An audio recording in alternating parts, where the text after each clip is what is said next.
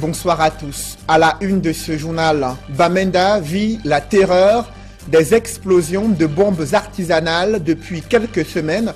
Cette fois-ci, dissimulées sous des bandes de fortune, leur déflagration a grièvement blessé 3 fonctionnaires de police et sémé la panique autour de l'hôpital régional de Bamenda. C'est au moins la 4e explosion de bombes artisanales dans le chaudron de la crise anglophone.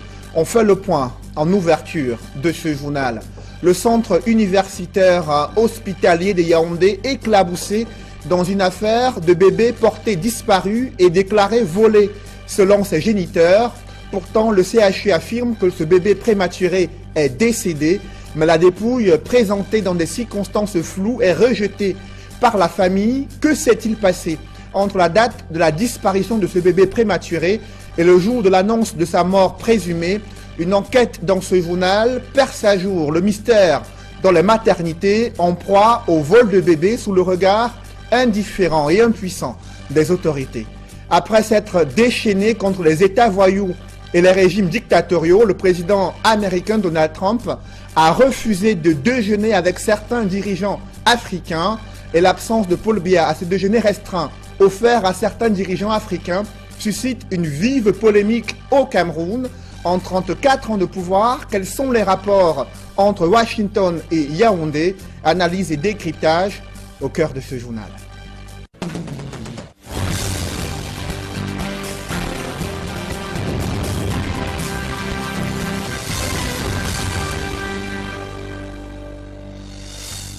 Merci de suivre cette édition complète de l'information sur Equinox Télévision.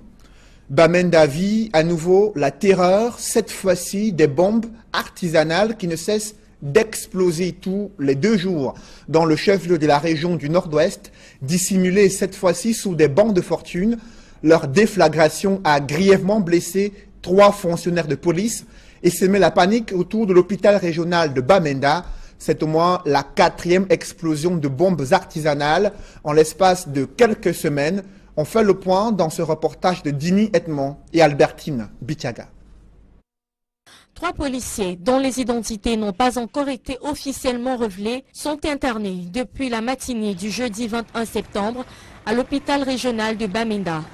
Les 3 hommes en tenue ont été grièvement blessés à la suite de l'explosion d'une bombe de fabrication artisanale au lieu-dit Hospital Roundabout, une place très fréquentée dans le chef-lieu de la région du Nord-Ouest. Des témoins rapportent que les 3 éléments des forces de l'ordre s'étaient abrités sous un arbre après une patrouille dans la ville.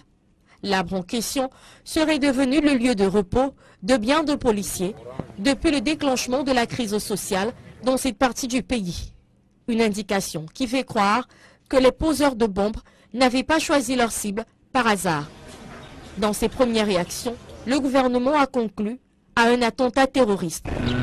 Nous avons vécu ce matin à Bamenda un incident des policiers de faction au service de la nation et de la République ont été la cible d'une attaque terroriste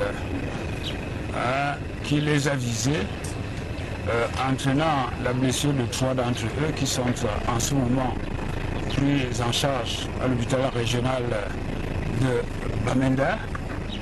Il s'agit là d'une étape nouvelle dans la situation à laquelle nous avions à faire face auparavant.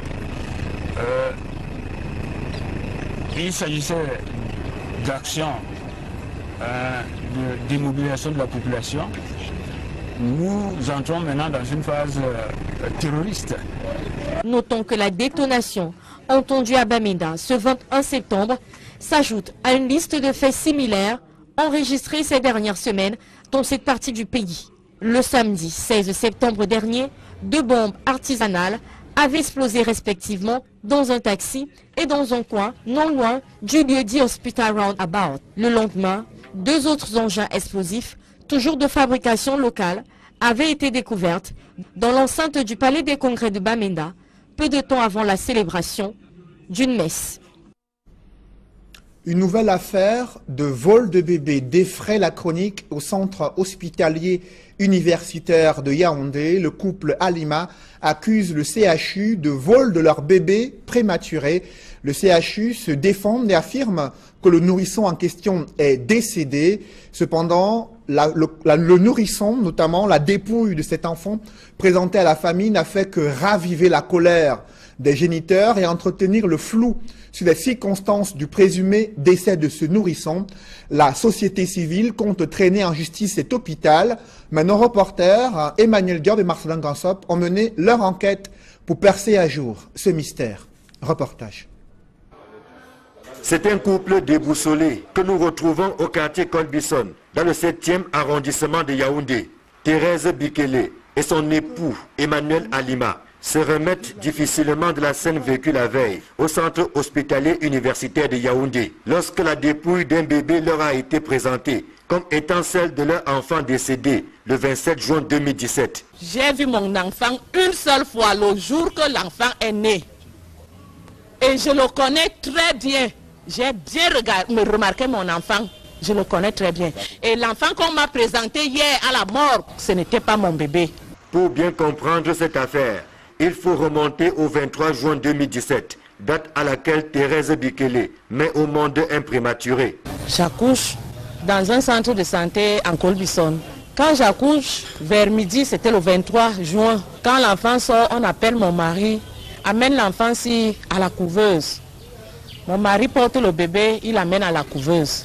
C'est moi qui porte mon bébé. Du taxi à la Fondation Chantal Biya. De la Fondation Chantal Biya au CHU. J'ai porté mon bébé vivant. Je l'ai déposé à la couveuse vivant. J'ai fait 4 jours. C'est-à-dire ma belle-sœur et moi.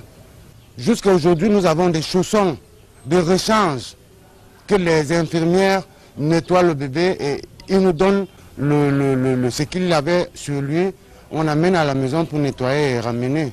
Reçu le 23 juin, bébé Noah, comme l'appelaient affectueusement ses géniteurs, décède selon les responsables du CHU le 27 juin. Sauf que les parents n'ont jamais vu le corps, jusqu'à ce que la Ligue de défense des droits des personnes défavorisées se saisisse de l'affaire. On appelle mon mari, on était à l'hôpital, là où j'étais toujours interné à l'hôpital. On l'appelle urgemment. C'est vous le père de bébé Noah? Il dit oui. Passez urgemment au CHU. Je dis à mon mari, maintenant là, je ne peux plus rester ici. Je vais voir le docteur si il peut me permettre de sortir. C'est comme ça qu'on se déporte au CHU. J'étais même encore convalescente, donc je ne me portais pas bien. Je demande donc à la major que je veux voir le corps de mon bébé. Madame, on a mis le corps de votre bébé à la mort. Et sachez que quand on met un corps à la mort, il y a les produits qu'il faut pour traiter ce corps. Là, directement, mon mari n'a pas digéré. Mon mari lui dit, madame, moi, je ne reconnais pas avoir mis un corps à la mort. Ce que je veux ici, vous m'aviez dit que mon bébé est décédé. Je veux mon bébé ou je veux voir le corps de mon bébé.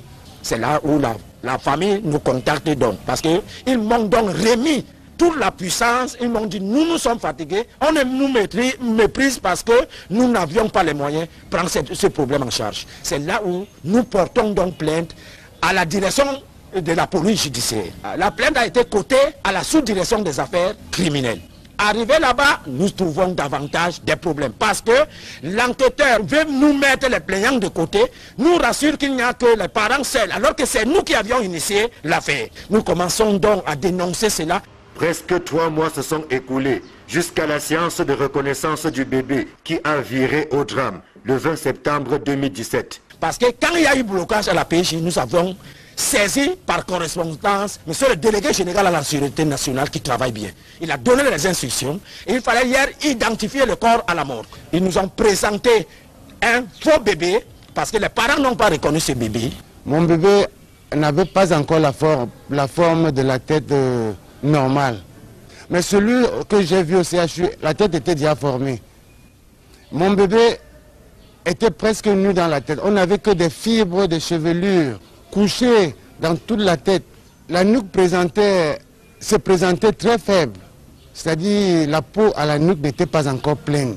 Mais celui que j'ai vu hier, je vous rassure, il a déjà la chevelure bien bouclée partout dans toute la tête. Raison pour laquelle j'interpelle Mbargangele Parce que je sais ce que mon papa a fait à la police. J'interpelle le délégué pour que vraiment je vive l'attente. Je vois mon enfant. Joint au téléphone, le directeur du CHU n'a pas souhaité s'exprimer sans l'aval de sa hiérarchie et nous renvoie au communiqué qu'il a publié en août dernier. Dans ce communiqué, le professeur Arthur Essomba indique que le bébé gardé à la morgue de son hôpital est bien celui reçu le 23 juin et qui est décédé 4 jours plus tard. Il dit ne pas se reconnaître dans les accusations de vol de bébé. Un argument que la famille balaie du revers de la main, soutenu par la Ligue de défense des droits des personnes défavorisées qui annonce des actions fortes dans les prochains jours. Comme la police judiciaire n'a pas voulu faire son travail, lundi prochain, nous allons passer par une citation directe. Cette fois-ci, ça ne sera plus seulement pour le directeur général, ni le centre hospitalier universel, mais tous les suspects. Parce que notre problème hier, on entendait que même s'il faut continuer à faire les tests d'ADN et consorts, les suspects soient d'abord gardés, parce que c'est un crime. Mais la police n'a pas voulu cela. Nous passons lundi par une citation directe. Et mercredi prochain, je vais faire une grève de la faim à l'entrée du CHU. Cette affaire n'est pas sans rappeler celle de Vanessa Tchatchou, qui a défrayé la chronique il y a quelques années. On se souvient que son enfant avait disparu mystérieusement de la couveuse de l'hôpital gynéco-obstétrique et pédiatrique de Yaoundé. Pourquoi les maternités sont toujours en proie à des vols de bébés et disparitions inexpliquées des nourrissons? Des féministes décrient l'échec des mesures gouvernementales visant à réduire ce phénomène dans les hôpitaux publics. Reportage Mitterrandam, François Dikoumé et Kate Diarra. Les cas de vol de bébés sont légion au Cameroun. Si l'affaire Vanessa Tchatchou, la plus célèbre de toutes, qui date de 2011, a défrayé la chronique, il y a de nombreuses autres, tout aussi douloureuses, qui ont marqué à jamais une date dans l'esprit de nombreuses familles. 29 mars 2015, au centre hospitalier de l'école de police de Yaoundé, un vol de bébé est signalé. 17 février 2016, un autre vol est enregistré à l'hôpital de district de Bala. Dans la même année, le 26 novembre cette fois, nous sommes à Douala, au centre médical de Souboum, où un bébé de 2 jours à peine est volé à sa maman. Le plus frais de tous est celui d'il y a quelques jours, au centre hospitalier universitaire de Yaoundé. Voler un bébé, c'est pire que tuer une maman. C'est la cruauté au haut degré. S'il est connu que le vol d'un bébé laisse le manque et la douleur dans les familles des victimes, il crée surtout un profond traumatisme qui peut se porter toute une vie durant. Pourquoi est-ce qu'on vole les bébés aujourd'hui? Qu'est-ce qui se passe? Est-ce que les gens qui sont auteurs de ces actes peuvent en mesurer la douleur? C'est pas une douleur, excusez-moi le terme, c'est pas la douleur telle qu'on peut la ressentir quand on met un enfant au monde. C'est un peu plus fort que ça. C'est l'espérance qui s'éteint. Le cas de vol du 26 novembre 2016 au centre médical de Souboum avait entraîné une batterie de prescriptions de la part du ministre de la Santé publique. Entre autres, il était question pour les centres médicaux de revoir leurs mesures de sécurité, de fixer au poignet de nouveau-nés de sortes de bracelets identifiants portant les informations à leur sujet. Le ministre avait également prescrit la réduction des gardes malades en maternité à un seul par maman. Des mesures qui ne sont malheureusement pas appliquées dans la plupart de ces centres dans leur entièreté. Je ne sais pas si ces mesures qui ont été prises sont effectives. Parce que je fréquente encore quelques hôpitaux et je pense que ces mesures ne sont pas encore mises en place en réalité. Je n'ai pas encore beaucoup vu les bracelets de bébés entre la mère et l'enfant pour l'identification des bébés à la naissance. Si de nombreuses cliniques de grande renommée les appliquent systématiquement, les choses traînent encore dans les hôpitaux d'État. Peut-être que dans certaines cliniques privées, on prend beaucoup de temps pour ça, mais dans les centres médicaux publics, je n'ai pas beaucoup vu ça. Des palliatifs sont donc conseillés aux futures mamans pour les aider à se mettre à l'abri de quelconque vol et enlèvement. Quand vous entrez à l'hôpital, il faut absolument se faire accompagner. Aussi avoir le réflexe de faire des photos qui permettent d'établir des éléments primaires de preuve, si jamais ça peut arriver. Pour celles qui se verront malgré tout retirer leur progéniture, il est question de dénoncer immédiatement l'acte afin que l'appareil judiciaire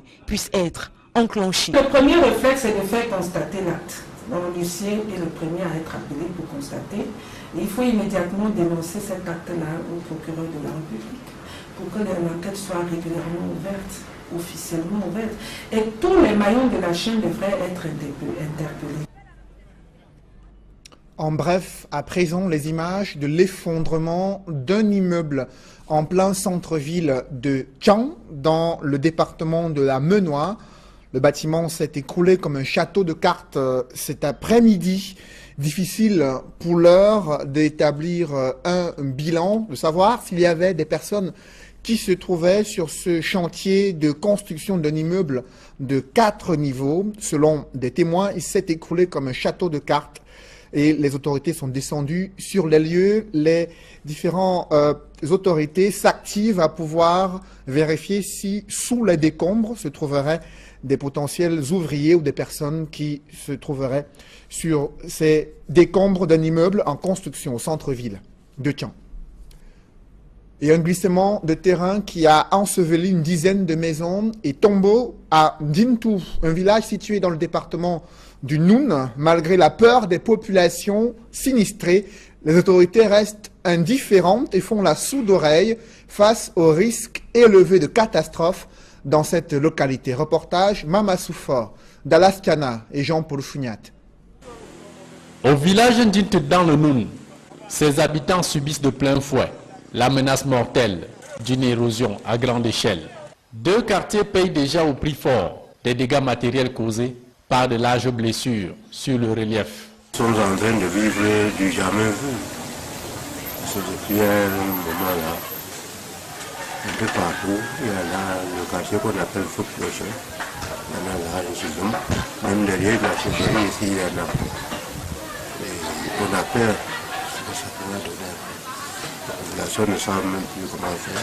Premier arrêt, Ndjimawa, traduction littérale, la rigole est grande. Le quartier a été ainsi rebaptisé depuis quelques années pour ses ravins gigantesques à tout bout de champ. Ici, l'écorchure fraîche sur ce sol a avalé une dizaine de maisons, imposant aux familles le statut de sans domicile fixe. Et il y a d'autres voisins qui les ont logés chez eux et d'autres ont préféré rentrer dans leur village. Arrivé dans ce quartier en 1987, cet homme relate les galères pathétiques de sa famille, terrifiée depuis 3 ans par une érosion sans fin. Comme conséquence de cette érosion, la maison de mon défunt frère ainsi que les cases de ses femmes ont été emportées dans ce glissement de terrain. Certains de ces enfants vivent chez moi. Ma maison n'est plus qu'à quelques mètres de l'excavation. Elle menace de s'écrouler. Handicapé de mon état, que faire si ce n'est un cri de détresse à l'endroit des pouvoirs publics?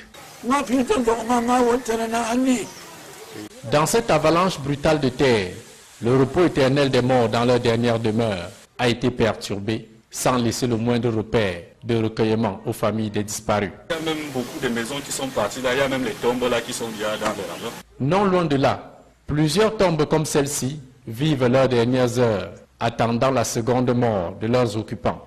Habitant le même quartier, la maison d'Oumar Njoya, comme bien d'autres riverains, est à 600 mètres de l'épicentre du désastre. Stress et inquiétude sont ses compagnons de tous les instants. Ce que vous voyez ici, c'est depuis 4 ans, plus précisément, que c'est à ce niveau. Bon, il y a de nuit, quand ça y est, souvent les colomans, nous entendons un bruit d'affaissement. Bon, alors avec ce niveau, nous ne savons pas comment on va finir ici. À l'opposé de Ndjimawa, même décor de sinistre, dans les bas-fonds du quartier Forofopushi, maisons, végétation et tombes ensevelies ou emportées par des torrents de boue. Pressentant l'imminence du danger, de nombreux habitants ont levé le camp avant l'alerte rouge. Leurs cases, de vastes champs de ruines. Voilà 5 ans déjà que cette érosion chasse à petite eau, âme vivante sur ces espaces. C'était une petite rigole comme ça, creusée par l'eau de la pluie.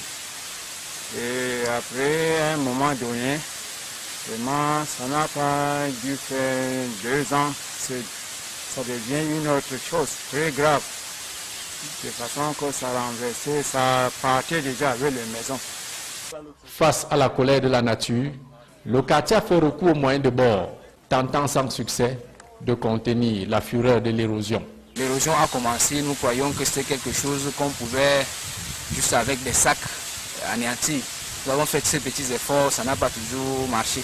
Dépassé par les événements, le chef du village d'Intut a des années bien avant interpellé sans suite les autorités administratives et municipales de Fumban. Dès lors qu'on a constaté qu'il y a érosion, on a fait recours aux autorités administratives, c'est-à-dire que le préfet, le sous-préfet, et puis bien sûr. Et nous attendons vraiment une suite. Jusqu'ici, aucune victime enregistrée dans ces catastrophes. Les autorités en leur rang et grade respectifs font encore la sourde oreille, attendant mort d'homme pour descendre sur les lieux à coups de sirène, toutes sanglées en costume aux plis tranchants, faciès masqués derrière de grosses lunettes noires, affichant une mine d'experts en consolation des familles des victimes. Les habitants non encore sinistrés de ce quartier ont presque perdu le sommeil. Ils vivent désormais la peur dans le ventre de se réveiller un matin et voir leur maison et leur sépulture englouties sur leurs pieds. Un véritable chantier pour la direction de la protection civile du ministère de l'administration territoriale et la décentralisation. Depuis le quartier Jute d'Afumban, Mama Soufo, l'éclaireur du Noun, Dallas Tiana, le regard de l'Ouest, et Jean-Paul Chouniac, la voix de l'Ouest sur Equinox Télévision. Dans le reste de l'actualité, la mission de la francophonie venue évaluer le processus électoral a discuté avec les acteurs politiques, autant ceux de l'opposition que du parti au pouvoir. Et les partis de l'opposition n'ont pas manqué de décrier le processus électoral qu'ils estiment très peu transparent pour garantir des élections libres et une alternance démocratique en 2018. Un avis que ne partage pas le parti au pouvoir qui estime qu'au-delà de la lutte contre la secte terroriste Boko Haram et la crise anglophone, l'année électorale 2018 sera une année importante pour le pays. Des précisions dans ce reportage de Guy Zogo. La mission de la francophonie de passage au Cameroun et les partis politiques se sont vus à Yaoundé. Côté opposition, le Social Democratic Front explique avoir remis sur la table ce qui est déjà su de tous à propos des élections au Cameroun.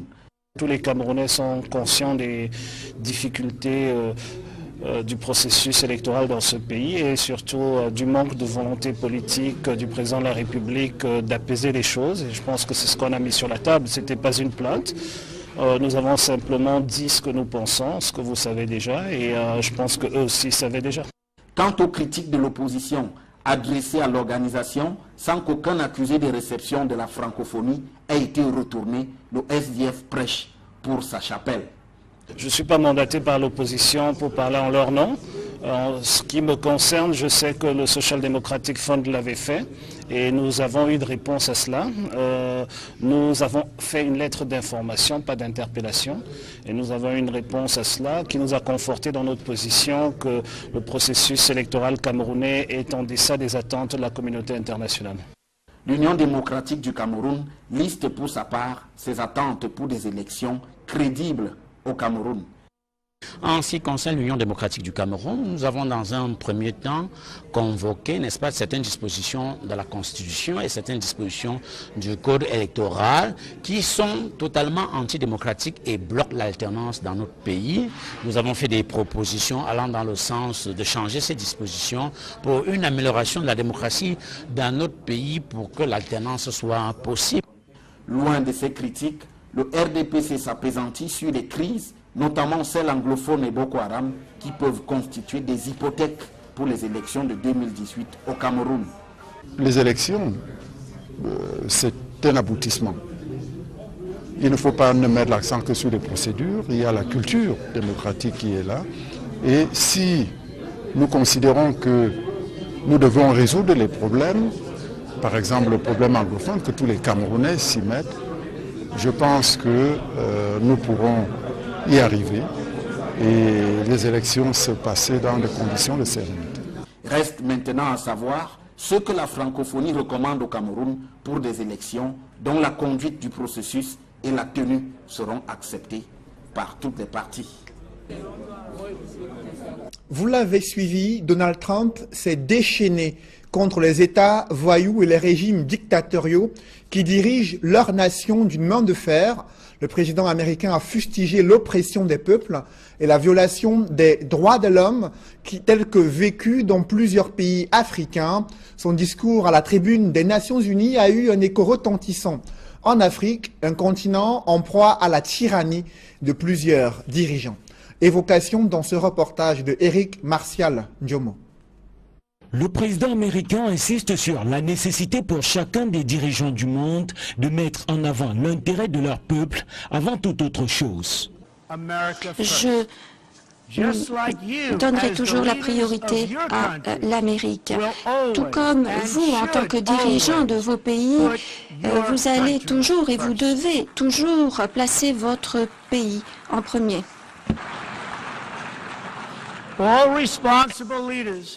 Tous les dirigeants responsables ont pour obligation de servir les propres citoyens. Un aspect du discours centré, selon certains analystes, sur ces dirigeants qui s'éternisent indéfiniment au pouvoir, au mépris de la volonté de leur peuple et des fondements démocratiques.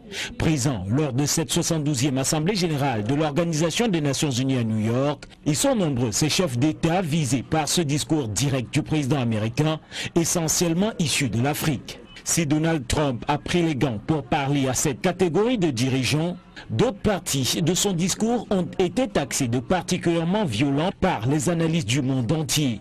Donald Trump n'y est parlé de main morte pour s'attaquer verbalement aux États dits voyous, la Corée du Nord et ses essais nucléaires qui agacent, ce qui a poussé le président américain à faire abstraction de tout usage diplomatique en menaçant de détruire ce pays. Les États-Unis sont très forts et très patients, mais si nous sommes obligés de nous défendre, de défendre nos alliés, nous n'aurons pas d'autre solution que de détruire complètement la Corée du Nord. L'homme fusée est lancé dans une mission suicidaire pour lui-même et pour son régime. Les mots ont été aussi durs concernant l'Iran et le Venezuela, ces pays dans lesquels les peuples sont opprimés et les droits de l'homme bafoués.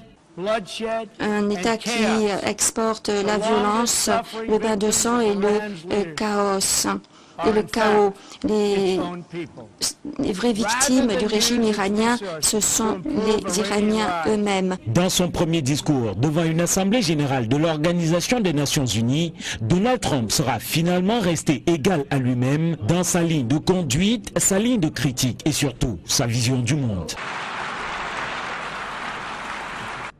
Après s'être déchaîné contre les États voyous et les régimes dictatoriaux, Donald Trump a refusé de déjeuner avec des dirigeants africains qui incarnent cette tyrannie dénoncée dans son discours à la tribune des Nations Unies. L'absence du président camerounais à ce déjeuner restreint offert à certains dirigeants africains a suscité une vive polémique, notamment sous le regard que porte le numéro 1 américain sur la politique et le régime de Paul Biya en 34 ans de pouvoir. Quels sont les rapports entre Yaoundé et Washington? Élément de réponse dans ce reportage de Guy Zogo. Nous y reviendrons au cours de nos prochaines éditions. Et toujours à l'international, précisons qu'il y a eu un mort et des dizaines de blessés au Togo lors des manifestations contre le pouvoir. À l'appel de l'opposition, des milliers de Togolais sont descendus dans les rues de plusieurs villes. La réforme de la Constitution, qui est sujet de vive contestation, sera soumise dans quelques jours à un référendum, ce que désapprouve l'opposition. Et au Kenya, une nouvelle date pour l'élection présidentielle est désormais connue. Ce sera vers la fin du mois d'octobre 2017. C'est une question cruciale pour des bacheliers au Cameroun. Quelle filière universitaire choisir pour espérer décrocher un emploi? Ils sont de plus en plus indécis au regard du fait que leurs aînés diplômés de l'université peinent à pouvoir obtenir ou trouver un emploi. Une question qui préoccupe, on en parle dans la deuxième partie de ce journal.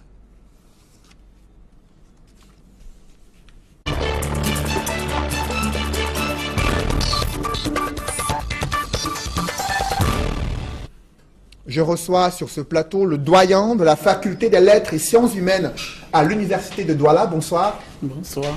Robert Kouankouang, je précise que vous êtes également spécialiste en histoire et en entrepreneuriat. Nous sommes à l'approche de la rentrée universitaire et vous les côtoyez au quotidien, ces jeunes bacheliers indécis sur la filière universitaire à choisir, notamment parce qu'ils souhaitent un emploi à la fin de leur formation, mais ils ont du mal à choisir lorsqu'ils regardent leurs aînés qui eux-mêmes peinent à s'insérer sur le marché de l'emploi. Qu'est-ce qui explique cette inadéquation persistante entre la formation universitaire et les exigences du monde socio-économique? Je vous remercie de me poser cette question. C'est depuis 2 semaines à la faculté des lettres et sciences humaines que nous avons commencé avec les journées d'orientation qui permettent d'expliquer aux jeunes bacheliers les filières qui peuvent emprunter dans notre établissement. S'agissant de la question de l'inadéquation entre la formation et l'emploi, il faut d'abord préciser qu'effectivement, le Cameroun, comme d'ailleurs d'autres États africains, ont été confrontés à cette réalité.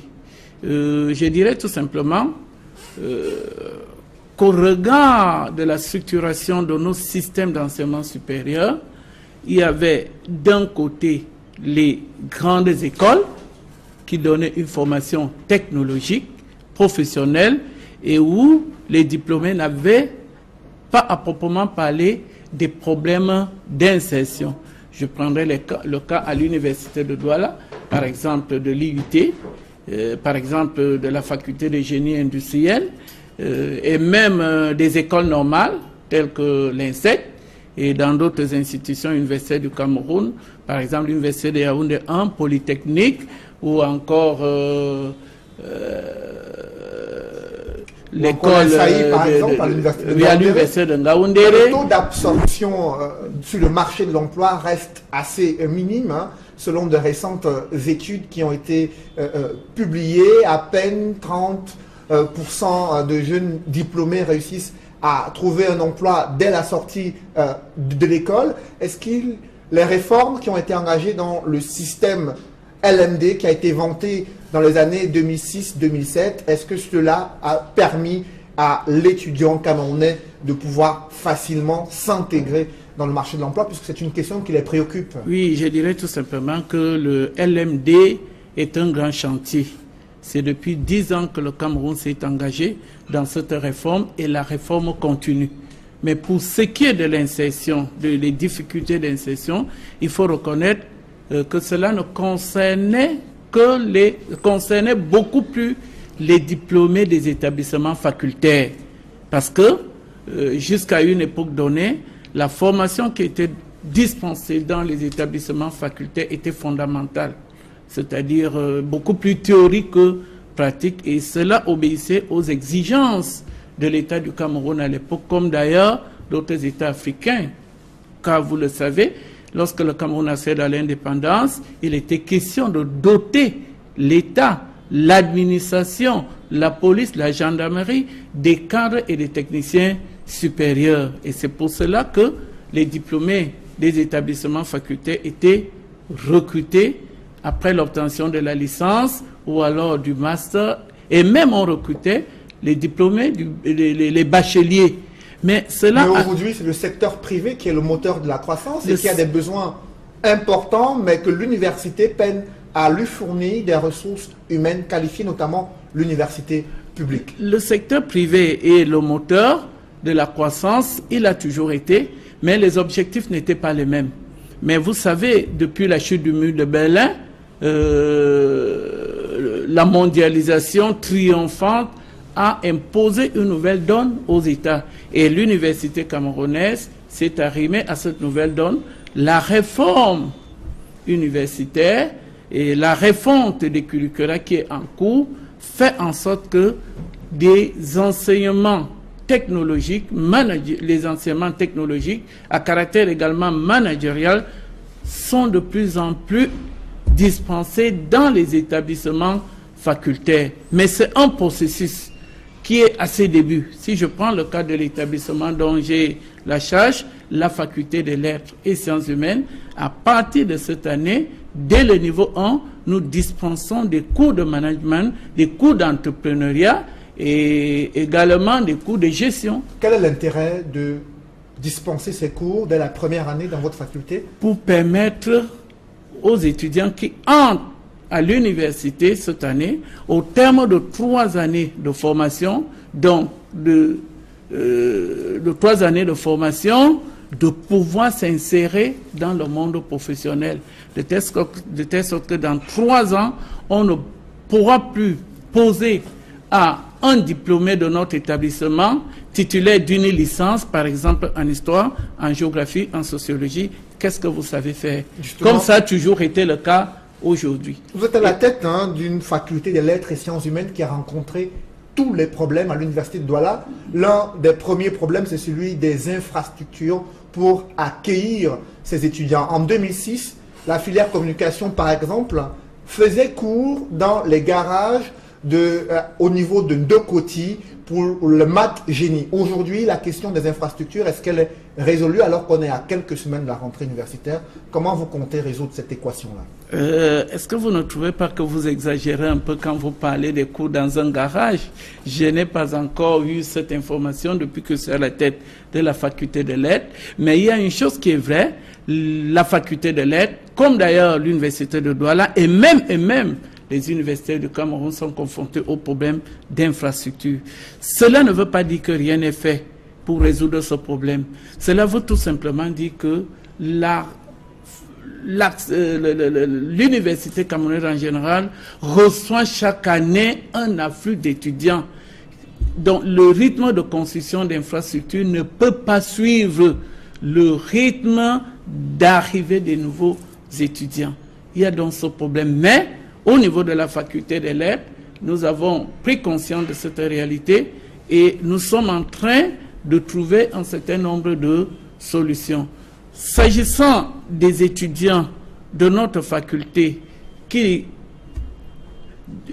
à qui on dispensait des cours hors de l'université, nous sommes en train de trouver les solutions pour les domicilier tous au sein du campus. Alors, à côté des infrastructures... Et l'une des solutions, c'est la mutualisation des infrastructures.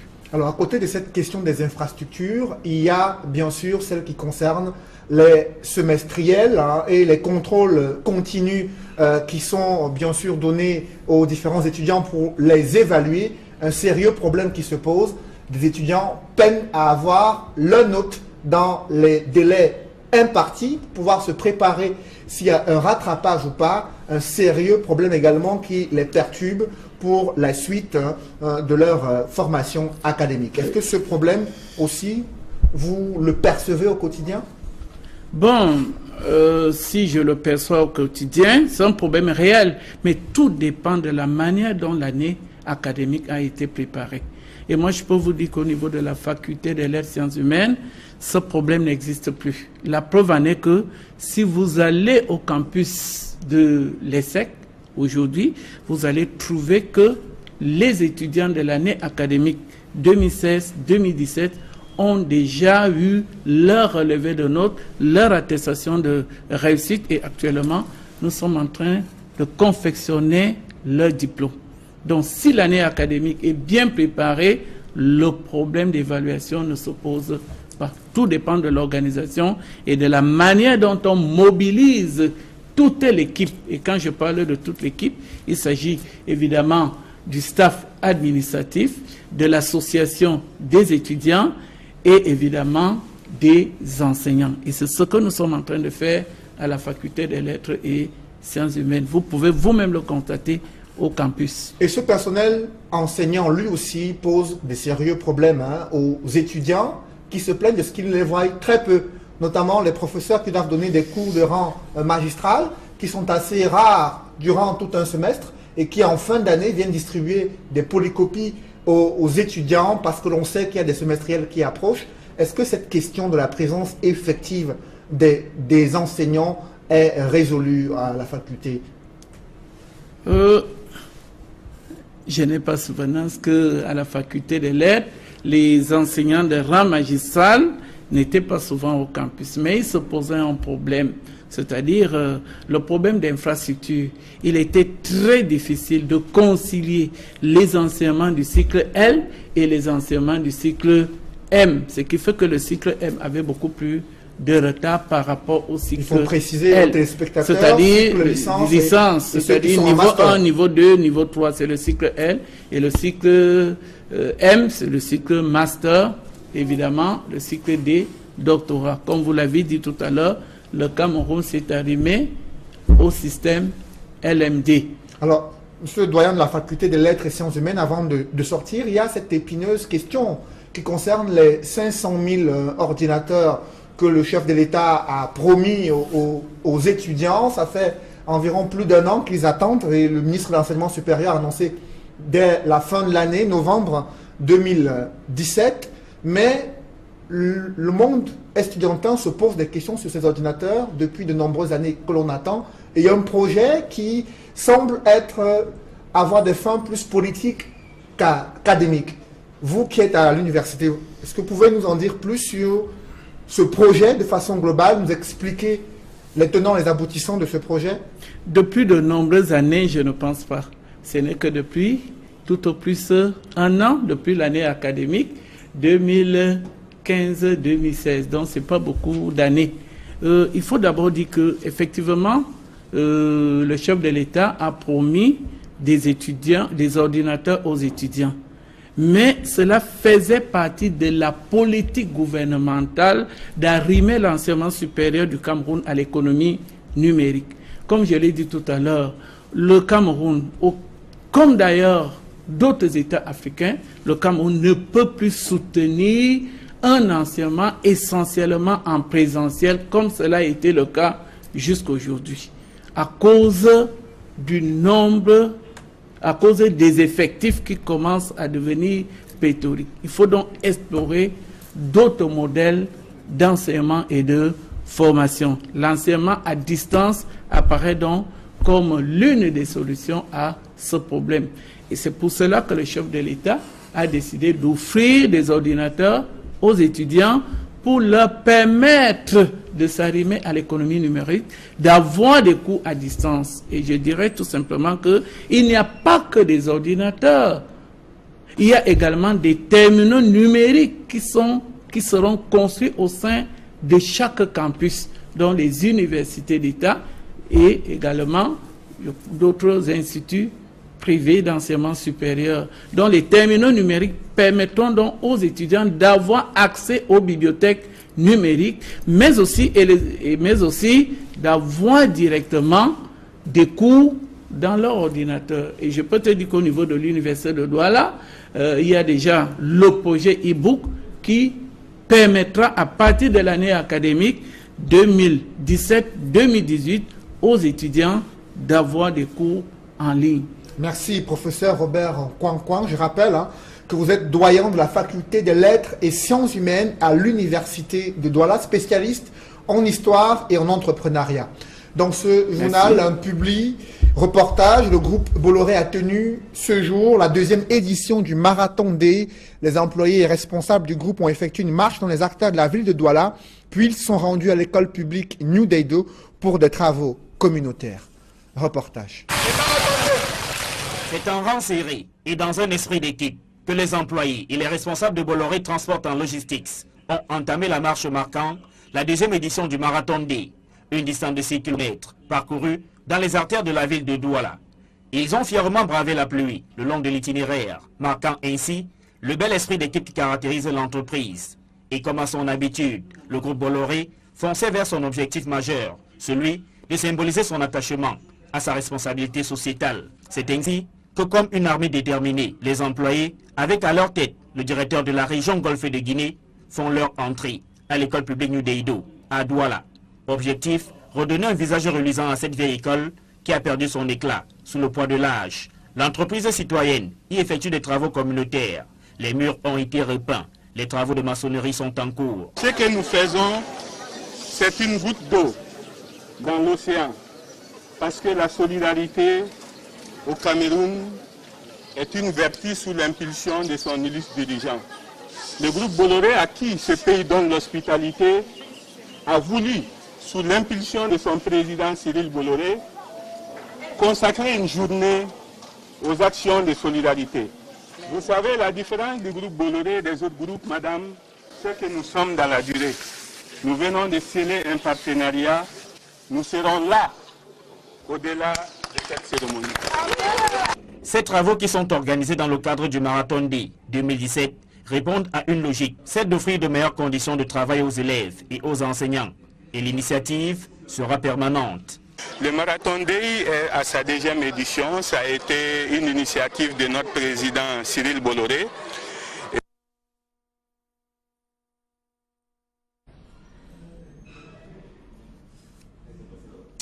Mesdames, messieurs, c'est la fin de ce journal. Merci de l'avoir suivi. Je vous souhaite une bonne soirée sur Equinox Télévision. Restez sur cette antenne pour suivre Regard Social, émission présentée par Éric Fernand Kouamo. Bonne soirée sur cette antenne.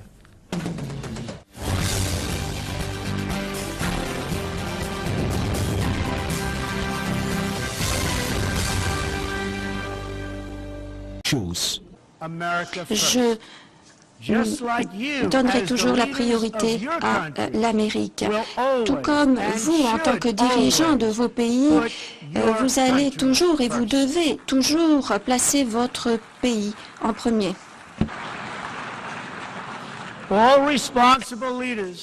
Tous les dirigeants responsables ont pour obligation de servir les propres citoyens. Un aspect du discours centré, selon certains analystes, sur ces dirigeants qui s'éternisent indéfiniment au pouvoir au mépris de la volonté de leur peuple et des fondements démocratiques. Présents lors de cette 72e Assemblée générale de l'Organisation des Nations Unies à New York, ils sont nombreux ces chefs d'État visés par ce discours direct du président américain, essentiellement issu de l'Afrique. Si Donald Trump a pris les gants pour parler à cette catégorie de dirigeants, d'autres parties de son discours ont été taxées de particulièrement violents par les analystes du monde entier. Donald Trump n'y est parlé de main morte pour s'attaquer verbalement aux États dits voyous, la Corée du Nord et ses essais nucléaires qui agacent, ce qui a poussé le président américain à faire abstraction de tout usage diplomatique en menaçant de détruire ce pays. Les États-Unis sont très forts et très patients, mais si nous sommes obligés de nous défendre, de défendre nos alliés, nous n'aurons pas d'autre solution que de détruire complètement la Corée du Nord. L'homme fusée est lancé dans une mission suicidaire pour lui-même et pour son régime. Les mots ont été aussi durs concernant l'Iran et le Venezuela, ces pays dans lesquels les peuples sont opprimés et les droits de l'homme bafoués. Un État qui exporte la violence, le bain de sang et le chaos. Et le chaos.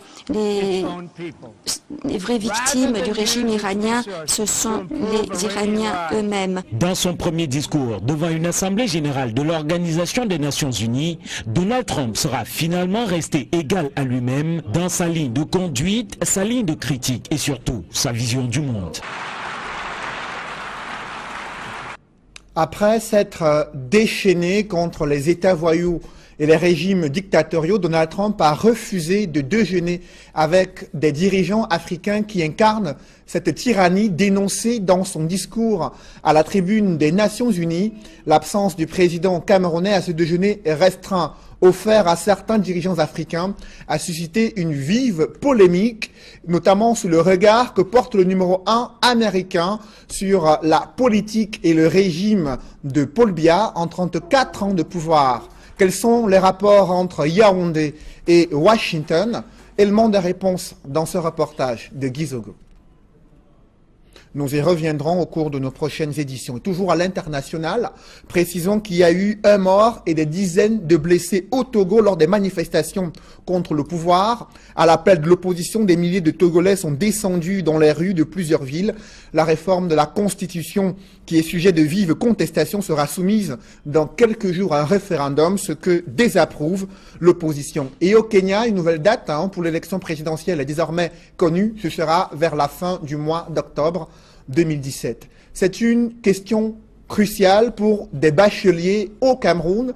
Quelle filière universitaire choisir pour espérer décrocher un emploi? Ils sont de plus en plus indécis au regard du fait que leurs aînés diplômés de l'université peinent à pouvoir obtenir ou trouver un emploi. Une question qui préoccupe, on en parle dans la deuxième partie de ce journal.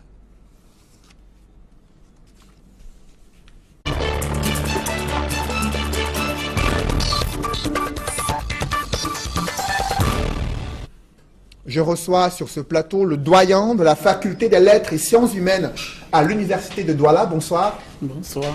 Robert Kouang, je précise que vous êtes également spécialiste en histoire et en entrepreneuriat. Nous sommes à l'approche de la rentrée universitaire et vous les côtoyez au quotidien, ces jeunes bacheliers indécis sur la filière universitaire à choisir, notamment parce qu'ils souhaitent un emploi à la fin de leur formation, mais ils ont du mal à choisir lorsqu'ils regardent leurs aînés qui eux-mêmes peinent à s'insérer sur le marché de l'emploi. Qu'est-ce qui explique cette inadéquation persistante entre la formation universitaire et les exigences du monde socio-économique? Je vous remercie de me poser cette question. C'est depuis 2 semaines à la faculté des lettres et sciences humaines que nous avons commencé avec les journées d'orientation qui permettent d'expliquer aux jeunes bacheliers les filières qui peuvent emprunter dans notre établissement. S'agissant de la question de l'inadéquation entre la formation et l'emploi, il faut d'abord préciser qu'effectivement, le Cameroun, comme d'ailleurs d'autres États africains, ont été confrontés à cette réalité. Je dirais tout simplement qu'au regard de la structuration de nos systèmes d'enseignement supérieur, il y avait d'un côté les grandes écoles qui donnaient une formation technologique, professionnelle, et où les diplômés n'avaient pas à proprement parler des problèmes d'insertion. Je prendrai le cas à l'université de Douala, par exemple de l'IUT, par exemple de la faculté de génie industriel, et même des écoles normales, telles que l'INSEC, et dans d'autres institutions universitaires du Cameroun, par exemple l'université de Yaoundé 1, Polytechnique, ou encore l'école à l'université de Ngaoundéré. Le taux d'absorption sur le marché de l'emploi reste assez minime, hein, selon de récentes études qui ont été... À l'opposé de Ndjinmawa, même des corps de sinistres dans les bas-fonds du quartier Forofopushi, maisons, végétation et tombes ensevelies ou emportées par des torrents de boue. Pressentant l'imminence du danger, de nombreux habitants ont levé le camp avant l'alerte rouge. Leurs cases, de vastes champs de ruines. Voilà 5 ans déjà que cette érosion chasse à petite eau, âme vivante sur ces espaces. C'était une petite rigole comme ça, creusée par l'eau de la pluie. Et après, à un moment donné, vraiment, ça n'a pas dû faire 2 ans. Ça devient une autre chose très grave. De façon que ça renversait, ça partait déjà avec les maisons. Face à la colère de la nature, le quartier a fait recours aux moyens de bord, tentant sans succès de contenir la fureur de l'érosion. L'érosion a commencé, nous croyons que c'était quelque chose qu'on pouvait, juste avec des sacs, anéantir. Nous avons fait ces petits efforts, ça n'a pas toujours marché. Dépassé par les événements, le chef du village d'Intut a des années bien avant interpellé sans suite les autorités administratives et municipales de Fumban. Dès lors qu'on a constaté qu'il y a érosion, on a fait recours aux autorités administratives, c'est-à-dire que le préfet, le sous-préfet, et puis bien sûr, et nous attendons vraiment une suite. Jusqu'ici, aucune victime enregistrée dans ces catastrophes. Les autorités en leur rang et grade respectifs font encore la sourde oreille, attendant mort d'homme pour descendre sur les lieux à coups de sirène, toutes sanglées en costume aux plis tranchants, faciès masquées derrière de grosses lunettes noires, affichant une mine d'experts en consolation des familles des victimes. Les habitants non encore sinistrés de ce quartier ont presque perdu le sommeil. Ils vivent désormais la peur dans le ventre de se réveiller un matin et voir leur maison et leur sépulture englouties sur leurs pieds. Un véritable chantier pour la direction de la protection civile du ministère de l'administration territoriale et la décentralisation. Depuis le quartier Jute d'Afumban, Mama Soufou, l'éclaireur du Noun, Dallas Tchana, le regard de l'Ouest, et Jean-Paul Chouniac, la voix de l'Ouest sur Equinox Télévision. Dans le reste de l'actualité, la mission de la francophonie venue évaluer le processus électoral a discuté avec les acteurs politiques, autant ceux de l'opposition que du parti au pouvoir. Et les partis de l'opposition n'ont pas manqué de décrier le processus électoral qu'ils estiment très peu transparent pour garantir des élections libres et une alternance démocratique en 2018. Un avis que ne partage pas le parti au pouvoir qui estime qu'au-delà de la lutte contre la secte terroriste Boko Haram et la crise anglophone, l'année électorale 2018 sera une année importante pour le pays. Des précisions dans ce reportage de Guy Zogo. La mission de la francophonie de passage au Cameroun et les partis politiques se sont vus à Yaoundé. Côté opposition, le Social Democratic Front explique avoir remis sur la table ce qui est déjà su de tous à propos des élections au Cameroun. Tous les Camerounais sont conscients des difficultés du processus électoral dans ce pays et surtout du manque de volonté politique du président de la République d'apaiser les choses. Et je pense que c'est ce qu'on a mis sur la table. Ce n'était pas une plainte. Nous avons simplement dit ce que nous pensons, ce que vous savez déjà, et je pense qu'eux aussi savaient déjà. Quant aux critiques de l'opposition adressées à l'organisation, sans qu'aucun accusé de réception de la francophonie ait été retourné, le SDF prêche pour sa chapelle. Je ne suis pas mandaté par l'opposition pour parler en leur nom. En ce qui me concerne, je sais que le Social Democratic Fund l'avait fait et nous avons eu de réponse à cela. Nous avons fait une lettre d'information, pas d'interpellation, et nous avons eu une réponse à cela qui nous a conforté dans notre position que le processus électoral camerounais est en deçà des attentes de la communauté internationale. L'Union démocratique du Cameroun liste pour sa part ses attentes pour des élections crédibles au Cameroun. En ce qui concerne l'Union démocratique du Cameroun, nous avons dans un premier temps convoqué, n'est-ce pas, certaines dispositions de la Constitution et certaines dispositions du Code électoral qui sont totalement antidémocratiques et bloquent l'alternance dans notre pays. Nous avons fait des propositions allant dans le sens de changer ces dispositions pour une amélioration de la démocratie dans notre pays pour que l'alternance soit possible. Loin de ces critiques, le RDPC s'appesantit sur les crises, notamment celles anglophones et Boko Haram, qui peuvent constituer des hypothèques pour les élections de 2018 au Cameroun. Les élections, c'est un aboutissement. Il ne faut pas ne mettre l'accent que sur les procédures, il y a la culture démocratique qui est là. Et si nous considérons que nous devons résoudre les problèmes, par exemple le problème anglophone, que tous les Camerounais s'y mettent, je pense que nous pourrons y arriver et les élections se passer dans des conditions de sérénité. Reste maintenant à savoir ce que la francophonie recommande au Cameroun pour des élections dont la conduite du processus et la tenue seront acceptées par toutes les parties. Vous l'avez suivi, Donald Trump s'est déchaîné contre les États voyous et les régimes dictatoriaux qui dirigent leur nation d'une main de fer. Le président américain a fustigé l'oppression des peuples et la violation des droits de l'homme tels que vécus dans plusieurs pays africains. Son discours à la tribune des Nations Unies a eu un écho retentissant en Afrique, un continent en proie à la tyrannie de plusieurs dirigeants. Évocation dans ce reportage de Eric Martial Ndiomo. Le président américain insiste sur la nécessité pour chacun des dirigeants du monde de mettre en avant l'intérêt de leur peuple avant toute autre chose. Remonté au 23 juin 2017, date à laquelle Thérèse Bikele met au monde un prématuré. J'accouche dans un centre de santé en Colbison. Quand j'accouche, vers midi, c'était le 23 juin. Quand l'enfant sort, on appelle mon mari, amène l'enfant ici à la couveuse. Mon mari porte le bébé, il l'amène à la couveuse. C'est moi qui porte mon bébé. Du taxi à la Fondation Chantal Biya.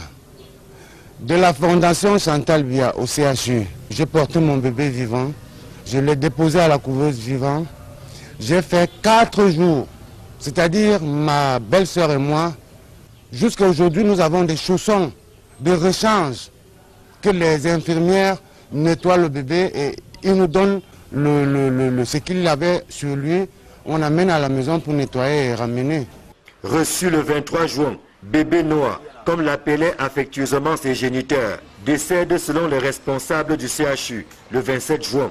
Sauf que les parents n'ont jamais vu le corps, jusqu'à ce que la Ligue de défense des droits des personnes défavorisées se saisisse de l'affaire. On appelle mon mari, on était à l'hôpital, là où j'étais toujours interné à l'hôpital. On l'appelle urgemment. C'est vous le père de bébé noir? Il dit oui. Passez urgemment au CHU. Je dis à mon mari, maintenant là, je ne peux plus rester ici. Je vais voir le docteur si il peut me permettre de sortir. C'est comme ça qu'on se déporte au CHU. J'étais même encore convalescente, donc je ne me portais pas bien. Je demande donc à la major que je veux voir le corps de mon bébé. Madame, on a mis le corps de votre bébé à la mort. Et sachez que quand on met un corps à la mort, il y a les produits qu'il faut pour traiter ce corps. Là, directement, mon mari n'a pas digéré. Mon mari lui dit, madame, moi, je ne reconnais pas avoir mis un corps à la mort. Ce que je veux ici, vous m'aviez dit que mon bébé est décédé. Je veux mon bébé ou je veux voir le corps de mon bébé.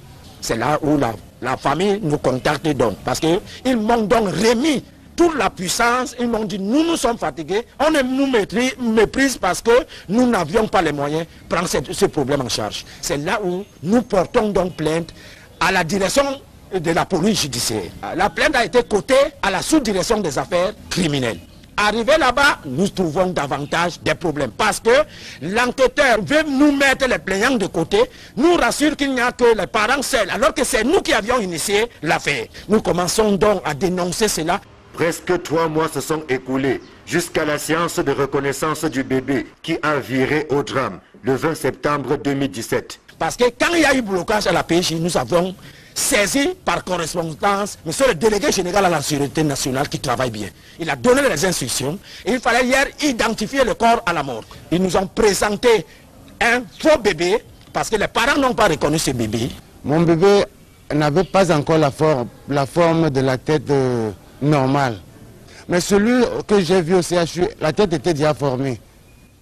Mon bébé était presque nu dans la tête. On n'avait que des fibres de chevelure couchées dans toute la tête. La nuque se présentait très faible. C'est-à-dire la peau à la nuque n'était pas encore pleine. Mais celui que j'ai vu hier, je vous rassure, il a déjà la chevelure bien bouclée partout dans toute la tête. Raison pour laquelle j'interpelle Mbargangele. Parce que je sais ce que mon papa a fait à la police. J'interpelle le délégué pour que vraiment je vive la tombe. Je vois mon enfant. Joint au téléphone, le directeur du CHU n'a pas souhaité s'exprimer sans l'aval de sa hiérarchie et nous renvoie au communiqué qu'il a publié en août dernier. Dans ce communiqué, le professeur Arthur Essomba indique que le bébé gardé à la morgue de son hôpital est bien celui reçu le 23 juin et qui est décédé 4 jours plus tard. Il dit ne pas se reconnaître dans les accusations de vol de bébé. Un argument que la famille balaie du revers de la main, soutenu par la Ligue de défense des droits des personnes défavorisées qui annonce des actions fortes dans les prochains jours. Comme la police judiciaire n'a pas voulu faire son travail, lundi prochain, nous allons passer par une citation directe. Cette fois-ci, ça ne sera plus seulement pour le directeur général, ni le centre hospitalier universel, mais tous les suspects. Parce que notre problème hier, on entendait que même s'il faut continuer à faire les tests d'ADN et consorts, les suspects soient d'abord gardés, parce que c'est un crime. Mais la police n'a pas voulu cela. Nous passons lundi par une citation directe. Et mercredi prochain, je vais faire une grève de la faim à l'entrée du CHU. Cette affaire n'est pas sans rappeler celle de Vanessa Tchatchou, qui a défrayé la chronique il y a quelques années. On se souvient que son enfant avait disparu mystérieusement de la couveuse de l'hôpital gynéco-obstétrique et pédiatrique de Yaoundé. Pourquoi les maternités sont toujours en proie à des vols de bébés et disparitions inexpliquées des nourrissons? Des féministes décrient l'échec des mesures gouvernementales visant à réduire ce phénomène dans les hôpitaux publics. Reportage Mitterrandam, François Dikoumé et Kate Diarra. Les cas de vol de bébés sont légion au Cameroun. Si l'affaire Vanessa Tchatchou, la plus célèbre de toutes, qui date de 2011, a défrayé la chronique, il y a de nombreuses autres, toutes aussi douloureuses, qui ont marqué à jamais une date dans l'esprit de nombreuses familles. 29 mars 2015, au centre hospitalier de l'école de police de Yaoundé, un vol de bébé est signalé. 17 février 2016, un autre vol est enregistré à l'hôpital de district de Bala. Dans la même année, le 26 novembre cette fois, nous sommes à Douala, au centre médical de Souboum, où un bébé de 2 jours à peine est volé à sa maman. Le plus frais de tous est celui d'il y a quelques jours, au centre hospitalier universitaire de Yaoundé. Voler un bébé, c'est pire que tuer une maman.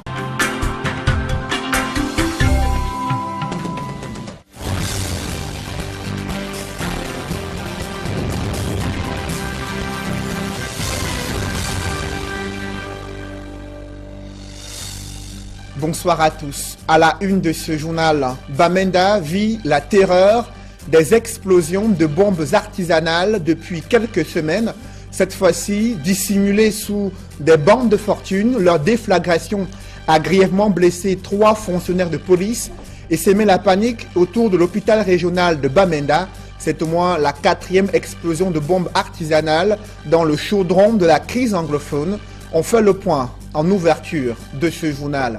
Le centre universitaire hospitalier de Yaoundé éclaboussé dans une affaire de bébé porté disparu et déclaré volé selon ses géniteurs. Pourtant, le CHU affirme que ce bébé prématuré est décédé, mais la dépouille présentée dans des circonstances floues est rejetée par la famille. Que s'est-il passé entre la date de la disparition de ce bébé prématuré et le jour de l'annonce de sa mort présumée?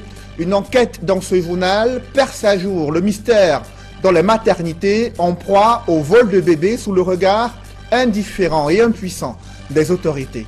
Après s'être déchaîné contre les États voyous et les régimes dictatoriaux, le président américain Donald Trump a refusé de déjeuner avec certains dirigeants africains et l'absence de Paul Biya à ce déjeuner restreint offert à certains dirigeants africains suscite une vive polémique au Cameroun. En 34 ans de pouvoir, quels sont les rapports entre Washington et Yaoundé? Analyse et décryptage au cœur de ce journal.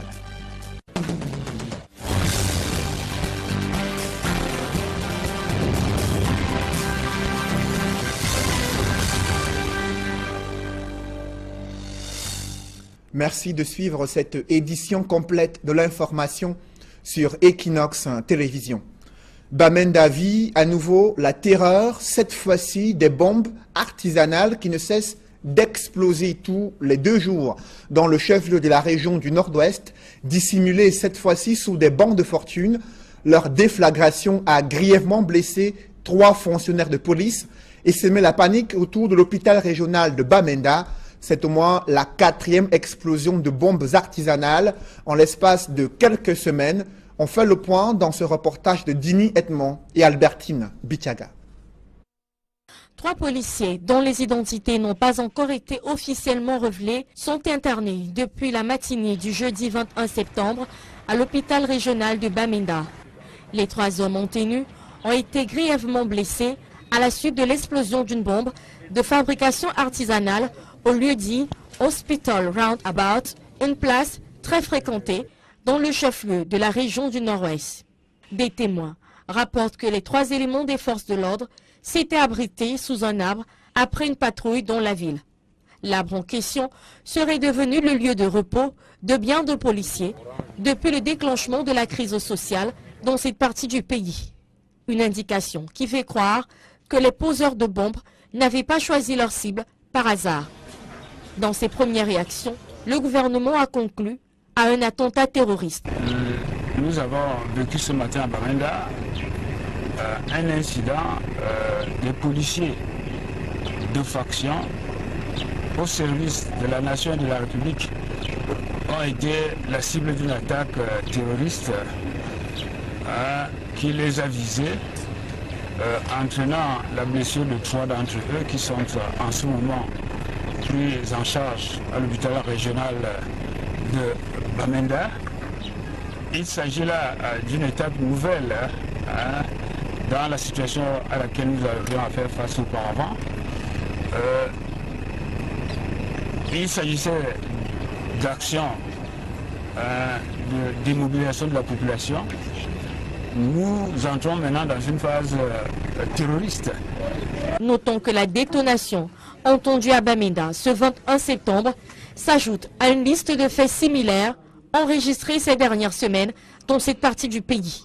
Le samedi 16 septembre dernier, 2 bombes artisanales avaient explosé respectivement dans un taxi et dans un coin non loin du lieu dit Hospital Roundabout. Le lendemain, 2 autres engins explosifs, toujours de fabrication locale, avaient été découvertes dans l'enceinte du Palais des Congrès de Bamenda, peu de temps avant la célébration d'une messe. Une nouvelle affaire de vol de bébés défraie la chronique au centre hospitalier universitaire de Yaoundé. Le couple Halima accuse le CHU de vol de leur bébé prématuré. Le CHU se défend et affirme que le nourrisson en question est décédé. Cependant, le nourrisson, notamment la dépouille de cet enfant présenté à la famille, n'a fait que raviver la colère des géniteurs et entretenir le flou sur les circonstances du présumé décès de ce nourrisson. La société civile compte traîner en justice cet hôpital, mais nos reporters, Emmanuel Diop et Marcelin Gansop, ont mené leur enquête pour percer à jour ce mystère. Reportage. C'est un couple déboussolé que nous retrouvons au quartier Colbison, dans le 7e arrondissement de Yaoundé. Thérèse Bikele et son époux Emmanuel Halima se remettent difficilement de la scène vécue la veille au centre hospitalier universitaire de Yaoundé, lorsque la dépouille d'un bébé leur a été présentée comme étant celle de leur enfant décédé le 27 juin 2017. J'ai vu mon enfant une seule fois le jour que l'enfant est né. Et je le connais très bien. J'ai bien remarqué mon enfant. Je le connais très bien. Et l'enfant qu'on m'a présenté hier à la mort, ce n'était pas mon bébé. Pour bien comprendre cette affaire, il faut... C'est la cruauté au haut degré. S'il est connu que le vol d'un bébé laisse le manque et la douleur dans les familles des victimes, il crée surtout un profond traumatisme qui peut se porter toute une vie durant. Pourquoi est-ce qu'on vole les bébés aujourd'hui? Qu'est-ce qui se passe? Est-ce que les gens qui sont auteurs de ces actes peuvent en mesurer la douleur? C'est pas une douleur, excusez-moi le terme, c'est pas la douleur telle qu'on peut la ressentir quand on met un enfant au monde. C'est un peu plus fort que ça. C'est l'espérance qui s'éteint. Le cas de vol du 26 novembre 2016 au centre médical de Souboum avait entraîné une batterie de prescriptions de la part du ministre de la Santé publique. Entre autres, il était question pour les centres médicaux de revoir leurs mesures de sécurité, de fixer au poignet de nouveau-nés de sortes de bracelets identifiants portant les informations à leur sujet.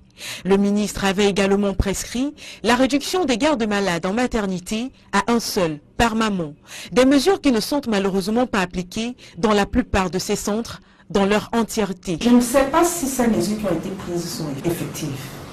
Parce que je fréquente encore quelques hôpitaux et je pense que ces mesures ne sont pas encore mises en place en réalité. Je n'ai pas encore beaucoup vu les bracelets de bébés entre la mère et l'enfant pour l'identification des bébés à la naissance. Si de nombreuses cliniques de grande renommée les appliquent systématiquement, les choses traînent encore dans les hôpitaux d'État. Peut-être que dans certaines cliniques privées, on prend beaucoup de temps pour ça, mais dans les centres médicaux publics, je n'ai pas beaucoup vu ça. Des palliatifs sont donc conseillés aux futures mamans pour les aider à se mettre à l'abri de quelconque vol et enlèvement. Quand vous entrez à l'hôpital, il faut absolument se faire accompagner. Aussi avoir le réflexe de faire des photos qui permettent d'établir des éléments primaires de preuve, si jamais ça peut arriver. Pour celles qui se verront malgré tout retirer leur progéniture, il est question de dénoncer immédiatement l'acte afin que l'appareil judiciaire puisse être enclenché. Le premier réflexe est de faire constater l'acte. L'huissier est le premier à être appelé pour constater. Et il faut immédiatement dénoncer cet acte-là au procureur de la République pour que l'enquête soit régulièrement ouverte, officiellement ouverte. Et tous les maillons de la chaîne devraient être interpellés. En bref, à présent, les images de l'effondrement d'un immeuble en plein centre-ville de Thian, dans le département de la Menoie. Le bâtiment s'est écroulé comme un château de cartes cet après-midi Difficile pour l'heure d'établir un bilan, de savoir s'il y avait des personnes qui se trouvaient sur ce chantier de construction d'un immeuble de 4 niveaux. Selon des témoins, il s'est écroulé comme un château de cartes et les autorités sont descendues sur les lieux. Les différentes autorités s'activent à pouvoir vérifier si sous les décombres se trouveraient des potentiels ouvriers ou des personnes qui se trouveraient sur ces décombres d'un immeuble en construction au centre-ville de Tian. Et un glissement de terrain qui a enseveli une dizaine de maisons et Tombo à Dintou, un village situé dans le département du Noun. Malgré la peur des populations sinistrées, les autorités restent indifférentes et font la sourde oreille face au risque élevé de catastrophes dans cette localité. Reportage Mama Soufor, Dalaskana et Jean-Paul Fougnat. Au village d'Intit dans le Noun, ses habitants subissent de plein fouet la menace mortelle d'une érosion à grande échelle. 2 quartiers payent déjà au prix fort des dégâts matériels causés par de larges blessures sur le relief. Nous sommes en train de vivre du jamais vu. C'est depuis un moment là, un peu partout, il y a là le quartier qu'on appelle Foucloche, il y en a là, le Chilom, même derrière la chefferie ici, il y en a. Et on a peur, ce que ça pourrait donner. La population ne sait même plus comment faire. Premier arrêt, Njimawa, traduction littérale, la rigole est grande. Le quartier a été ainsi rebaptisé depuis quelques années pour ses ravins gigantesques à tout bout de champ. Ici, l'écorchure fraîche sur ce sol a avalé une dizaine de maisons, imposant aux familles le statut de sans domicile fixe. Et il y a d'autres voisins qui les ont logés chez eux et d'autres ont préféré rentrer dans leur village. Arrivé dans ce quartier en 1987, cet homme relate les galères pathétiques de sa famille, terrifiée depuis 3 ans par une érosion sans fin. Comme conséquence de cette érosion, la maison de mon défunt frère ainsi que les cases de ses femmes ont été emportées dans ce glissement de terrain. Certains de ces enfants vivent chez moi. Ma maison n'est plus qu'à quelques mètres de l'excavation. Elle menace de s'écrouler. Handicapé de mon état, que faire si ce n'est un cri de détresse à l'endroit des pouvoirs publics? Dans cette avalanche brutale de terre, le repos éternel des morts dans leur dernière demeure a été perturbé sans laisser le moindre repère de recueillement aux familles des disparus. Il y a même beaucoup de maisons qui sont parties là, il y a même les tombes là qui sont déjà dans les ravins. Non loin de là, plusieurs tombes comme celle-ci vivent leurs dernières heures, attendant la seconde mort de leurs occupants. Habitant le même quartier, la maison d'Oumar Njoya, comme bien d'autres riverains, est à 600 mètres de l'épicentre du désastre.